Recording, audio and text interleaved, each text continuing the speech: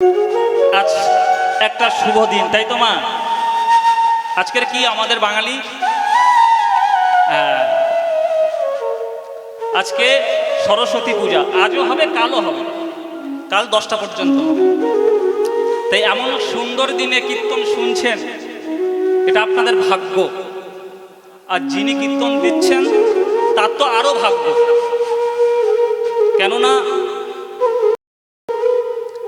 এই সরস্বতী মায়ের সঙ্গে আমাদের জীবন ওতপ্রোতভাবে জড়িত, প্রত্যেকটি জীবের।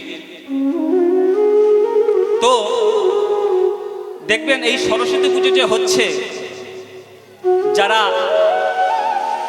পড়াশুনো করছো বা যারা সাধুগুরু বৈষ্ণব আর মায়েরা, এই সরস্বতী মায়ের দিকে একটু তাকাবেন আর জীবনকে লক্ষ্য করবেন। সরস্বতীর বাহনকে রাজহাঁস। এই রাজহাঁস থেকে আমাদের শিক্ষা নেওয়া উচিত। কেন রাজহাঁসের কাজ কি? সরস্বতীর বাহন কেন রাজহাঁস?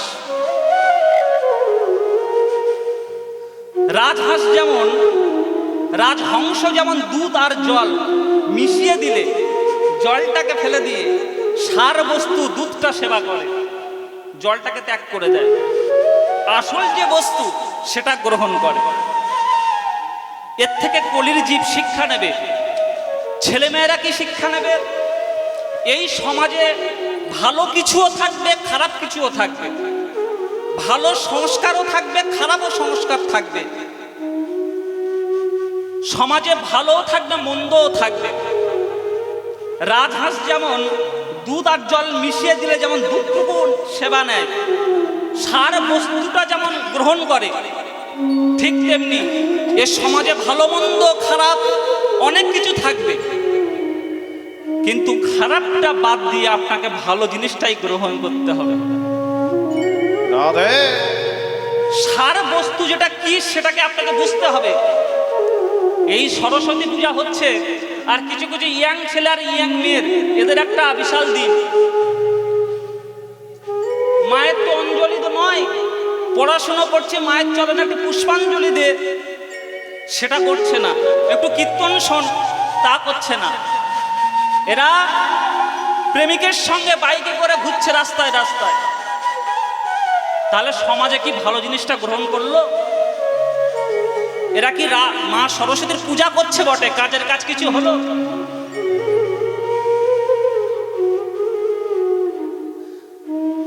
তুমি চিন্তা করছো আমি কিভাবে ডাক্তার হব, ইঞ্জিনিয়ার হব, কিভাবে পণ্ডিত হব, আর তুমি সকালবেলা সরস্বতী পুজোর দিন স্নান করে শাড়ি পরে দিব্যি ঘুরু ঘুরু করছো। গাড়ি নিয়ে যখন আসছি দেখছি ওরে বাবা রাস্তায় জায়গা নাই, ওদের চাপে তো গাড়ি বন্ধ হয়ে যাচ্ছে আমাদের।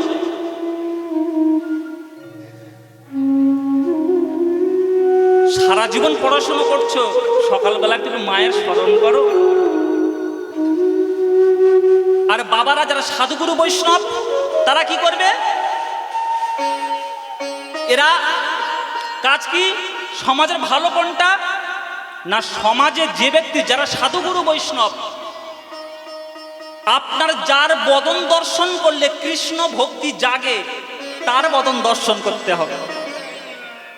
কিন্তু যে ব্যক্তির বদন দর্শন করলে আপনার কৃষ্ণ ভক্তি নষ্ট হয়, সেই ব্যক্তির দর্শন না করলে আপনার জীবনটা আরো ভক্তিতে পরিপূর্ণ হবে। আর মায়েরা কি করবে? সংসার করবে। সংসারে ঝগড়া, অশান্তি, ঝামেলা অনেক কিছুই হবে, কিন্তু খারাপটা বাদ দিয়ে যেটুকু ভালো সেটুকুই গ্রহণ করে সংসার করতে হবে। ওই রাজহাঁসের দিকে আমাদের শিক্ষা নেওয়া উচিত।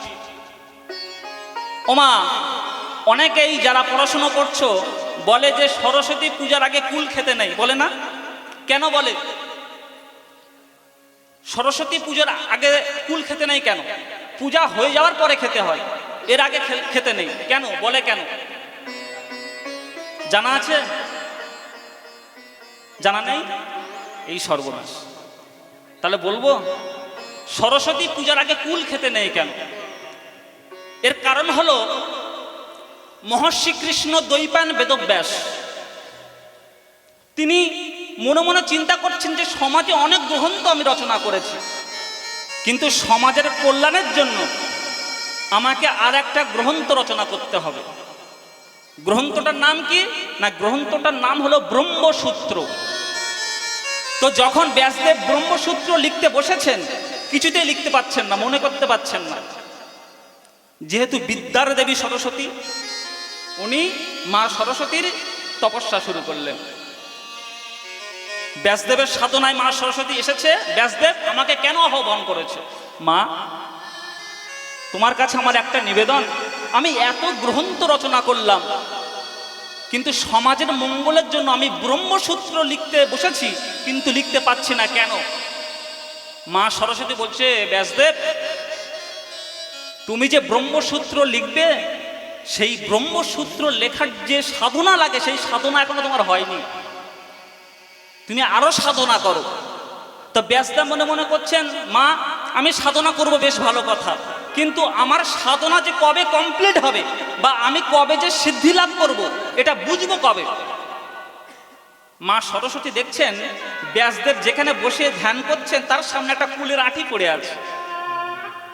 মা সরস্বতী ওই কুলের আঁটিটা নিয়ে ওই ব্যাসদেবের সামনে পুঁতে দিয়েছে, দিয়ে বলছে, ব্যাসদেব, তোমার সাধনা কবে কমপ্লিট হবে জানবে?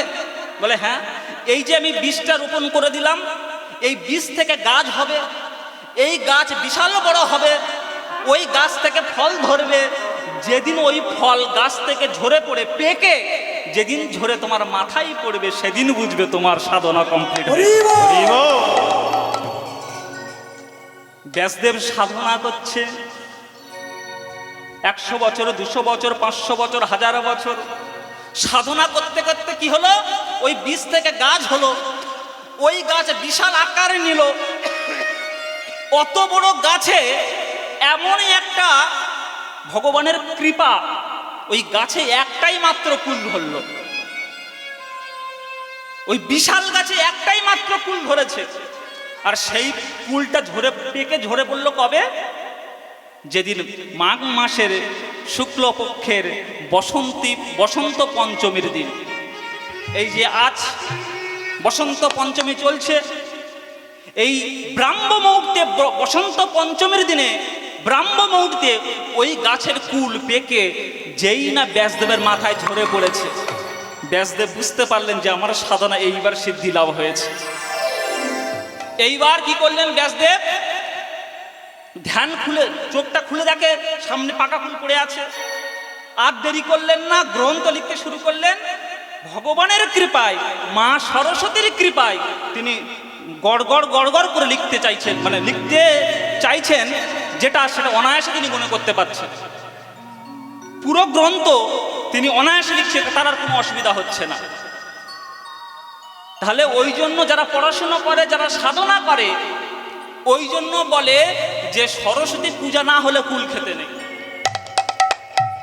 আমরা অনেকেই চাই যে আমার ছেলে ডাক্তার হোক, ইঞ্জিনিয়ার হোক, উকিল হোক, ব্যারিস্টার হোক, কিন্তু অনেক সময় হয়ে ওঠে না। কেন?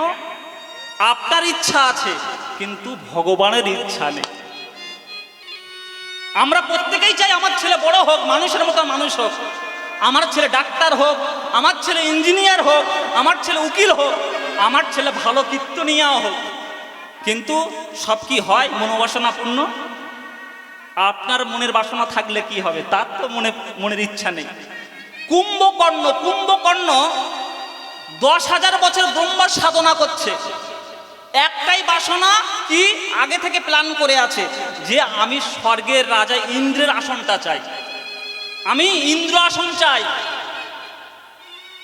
কুম্ভকর্ণ 10,000 বছর আগে থেকে প্ল্যান করে আছে, তিনি সাধনা করছেন। 10,000 বছর পরে যখন ব্রহ্মা আসলেন, বলো কুম্ভকর্ণ তুমি কি চাও? এইবার যেই কুম্ভকর্ণ বলতে যাবে আমি ইন্দ্রাসন চাই, ও তো 10,000 বছর আগে থেকে প্ল্যান করা। এমন সময় ভগবান মা সরস্বতীকে পাঠিয়ে দিলেন, যাও তুমি এই কুম্ভকর্ণের কণ্ঠে গিয়ে বসো। ও যেই বলবে আমি ইন্দ্রাসন চাই, তুমি ওর কণ্ঠে বসে ও দিয়ে বলাবে আমি নিদ্রাসন চাই।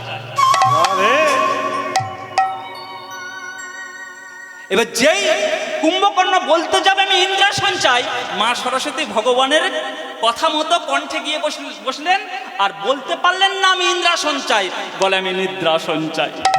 ব্রহ্মা বলে তথাস্তু। তাহলে কুম্ভকর্ণ কদিন ঘুমায়?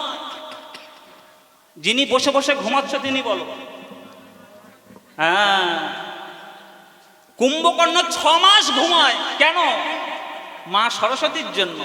তুমি ইন্দ্রাসন চাইলে কি হবে? ভগবানের ইচ্ছা নেই, মা সরস্বতীর ইচ্ছা নেই। যারা বাচ্চারা পড়াশোনা করো, মায়েরা ভালো করে শোনো,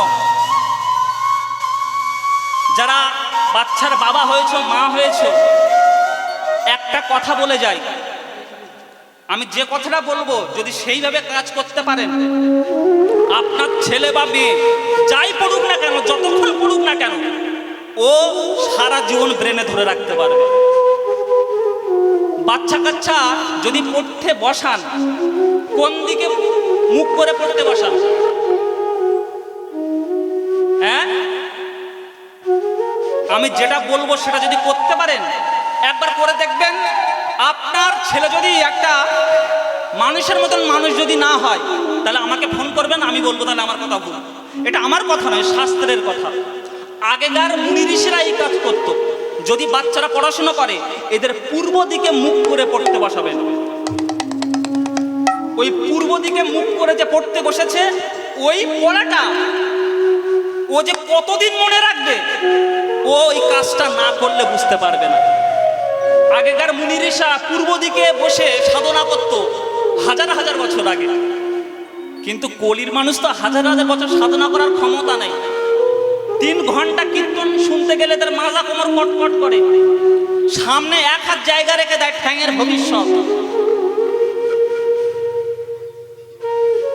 তাহলে যদি পূর্ব দিকে মুখ করে পড়তে পারো, সেই পড়াটা যে কতদিন মনে থাকবে, যদি করো আমাকে ফোন করবে, দাদা আপনার কথা শুনে সত্যিই কাজ হয়েছে। এই পড়াটা করলে আর আপনি ভুলবেন না। তাহলে আজ শুভ দিনে, বসন্ত পঞ্চমীর দিন, মা সরস্বতীর পূজা। তাহলে মায়ের একটু, মা সরস্বতীর কাছে একটু প্রণাম হবে তো নাকি? হবে? তাহলে যারা যারা করতে চান একটু উলুধ্বনি দেন দেখি, নিতাই গৌর হরি বল। বেশ, বাহ, এদিকের মায়েরা হবে তো? তাহলে আমার সঙ্গে মন্ত্রটা উচ্চারণ করবে।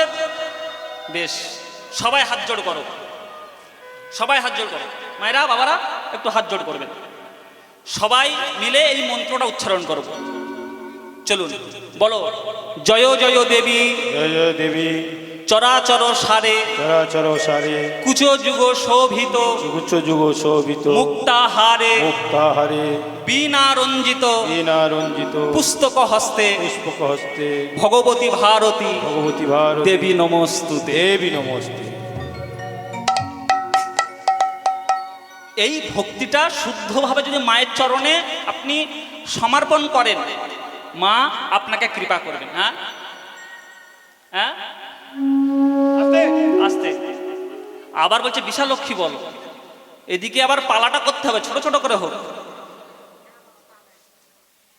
তাহলে আস্তে। সম্মন্ত্র করতে গেলে কালী পূজা বলো, দুর্গা পূজা বলো, মনসা পূজা বলো, যতই পূজা করো না কেন, সব পূজা গোবিন্দ চরণে যাবে। মন্ত্র ধরলে শেষ হবে না, ছোট্ট ছোট্ট করে বলি। কেন আপনাদের এখানে আমি প্রথম এসেছি, আর হয়তো আসবো কিনা জানি না। অনেক কিছু জানার আছে, অনেক কিছু। একটু ধীর মস্তিষ্কে শ্রবণ করুন। এ জগতে পয়সা অনেকের আছে, পয়সা কারোর কম নেই মা, কিন্তু সবার পয়সা কিন্তু গোবিন্দের সেবায় লাগে না। আজ যিনি কীর্তন দিচ্ছেন, অনেক বছর, 75 বছর ধরে কীর্তন দিচ্ছেন। মানুষটা খুব ভালো, এবং ওনার এত ভগবানের প্রতি বিশ্বাস বা ভক্তি, ওনার জীবনে দুঃখ আছে প্রচুর। আচ্ছা আচ্ছা আচ্ছা, আমার বলাটা ভুল হয়েছে, ওটা 75 নয় 35 বছর ধরে কীর্তন হচ্ছে এই হরিবাসরে।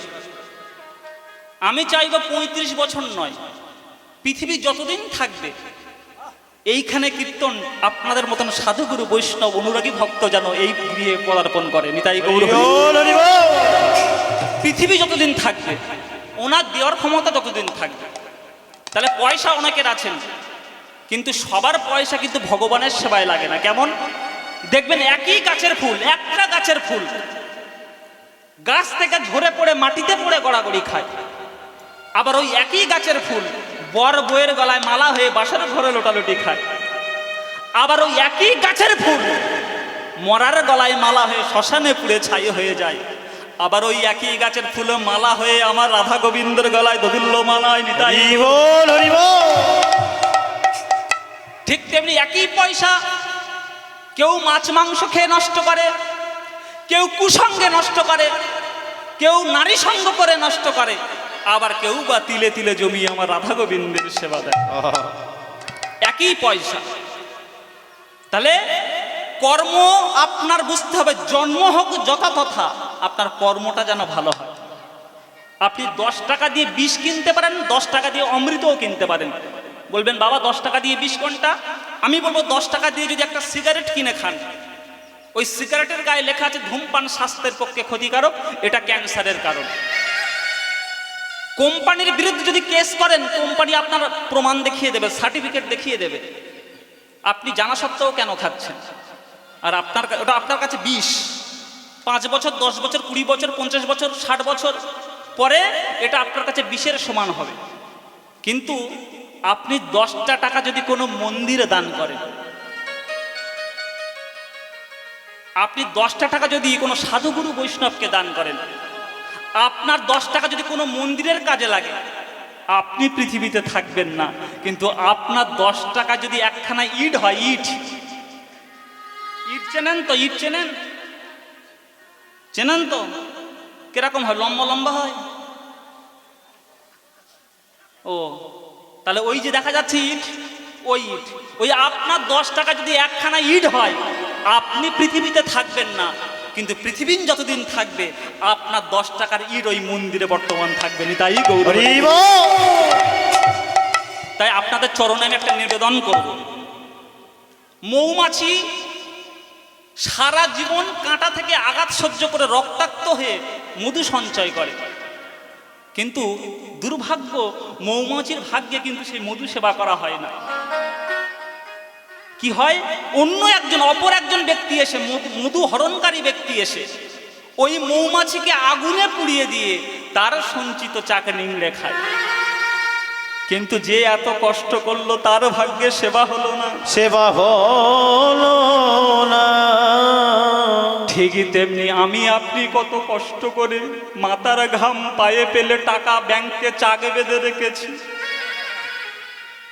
কোটি কোটি টাকা, লক্ষ লক্ষ টাকা কত ব্যাংকে সাজানো আছে, কিন্তু দেহ ঘর হতে যেদিন প্রাণ পাখি উড়ে যাবে, প্রাণে পাখি উড়ে যাবে, তখন কি হবে? আপনার ওই ছেলে, আপনার মেয়ে, আপনার নাতি, আপনার জামাই সবাই কি করবে? আপনাকে আগুনে পুড়িয়ে আপনার সঞ্চিত চাল নিংড়ে খাবে।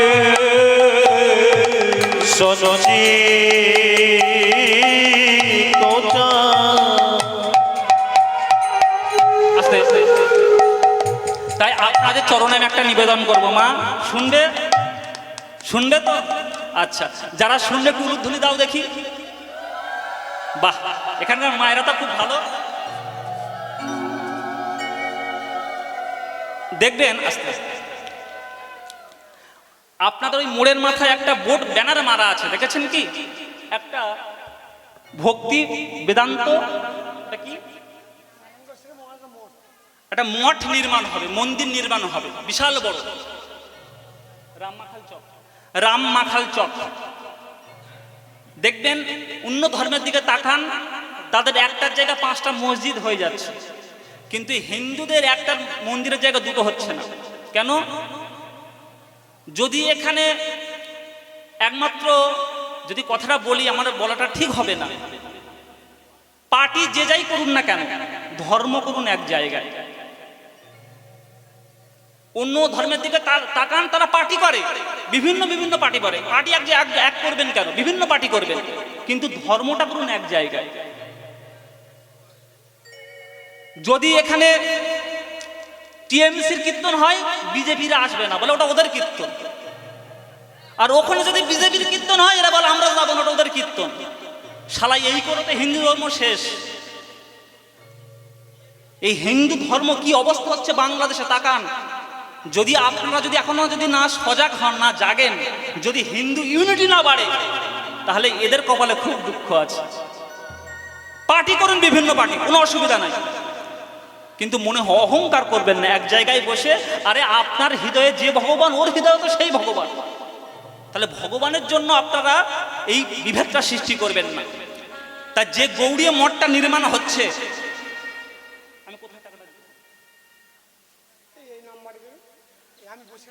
আপনারা যারা কীর্তন শুনতে এসেছেন, যার যেমন ক্ষমতা, 10 টাকা 50 টাকা, 10 টাকা তো মা এখন ভিখারিও নেয় না। তাহলে একটা মন্দিরের জন্য আপনারা যদি আপনাদের সাধ্যমতো চেষ্টা করেন, এই বাবা আমার এই নিয়ে 4 পালা কীর্তন শুনছে এই সিজনে, 4 পালা, সেই জন্মাষ্টমী থেকে আর এই পর্যন্ত একই বিভিন্ন, আমাকে খুব ভালোবাসে আর আমিও খুব ভালোবাসি।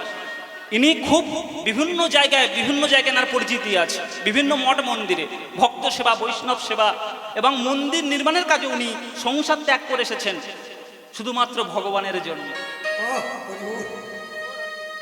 যদি কিছু পয়সা আপনারা ভগবানের জন্য দিতে চান, আমরা তো সন্ধ্যাবেলা হলে বা যদি বাড়িতে আত্মীয় আসে কত ভালো মন্দ রান্না করে খায়, খাসির মাংস থেকে শুরু করে রসগোল্লা, কিন্তু খেয়ে কেউ জীবন উন্নতি করতে পারেন। ভোগে কোনো কাজ হয় না, ত্যাগে কাজ হয়, ভোগে ধর্ম হয় না। তাই যদি পারেন 500, 1000, 2000, 5000 ফোন নম্বর আছে, ফোন নম্বরেও দিতে পারেন। আর যদি কেউ মনে করেন আমি হাতে দেবো, বাবা আছেন, ওনাকে অনেকেই চেনেন, এনার হাতে মুক্ত হস্তে দান করুন। নিতাই গৌর হরি বল, হরি বল, হরি বল।